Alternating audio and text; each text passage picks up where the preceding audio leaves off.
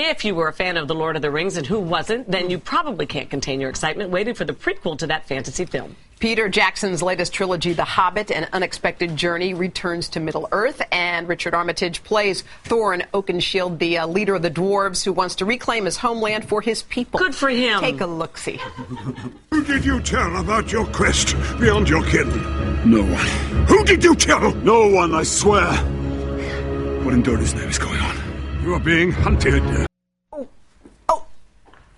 I like you. Down the hatch. Is that not delicious? How is that? No, I just brushed my teeth. Another great combination. We're so happy you're here. Thank you for being here. Thank you. So you are 6'2" at least. You seemed when you stood. Is that right? Yes, I'm about 6'2½". And yet you're the leader of the dwarves. The dwarves, How did that all work out? That must have been an interesting casting call. The phone call was very, very confusing, and I thought, well, okay, so I walked around my living room with bent knees and hunched back in preparation, thinking, what's he going to do?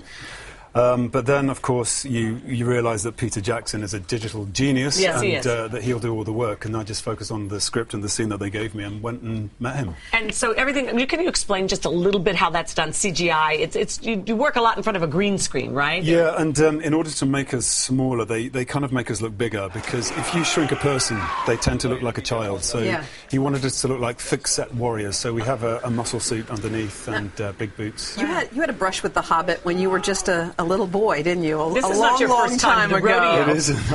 I did an equally high-profile production of The Hobbit at the Alex Theatre in Birmingham. I was 13. Not Alabama, England. You were 13. Yeah, I was 13. I got paid £15 a week.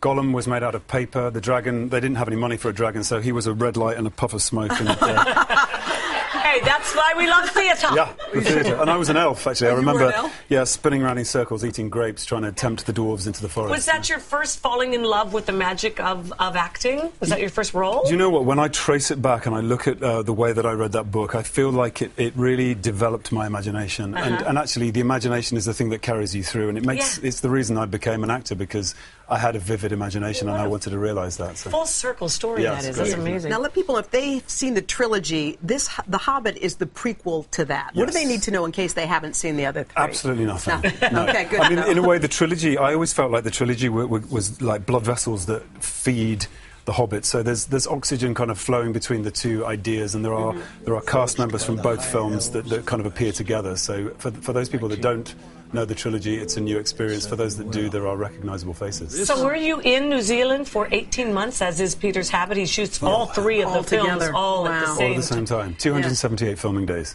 Are you kidding? Yeah, that's enough for sort of 4 movies, really. Wow. Yeah, next time you get a dwarf script, I bet you're just going to say, I've been there, done that. I know what that's all about, yeah. Thank you. What do you have next? What's in that? I've just wrapped on a movie called Black Sky, which we shot in Detroit, which is a disaster movie about a tornado, and it's all found footage, so it was a really interesting experience. It was Jim Cameron's protege, Stephen Quayle, that shot it. What's your role in that? I play a school teacher who loses his son in the storm and has to go in search of him. Okay.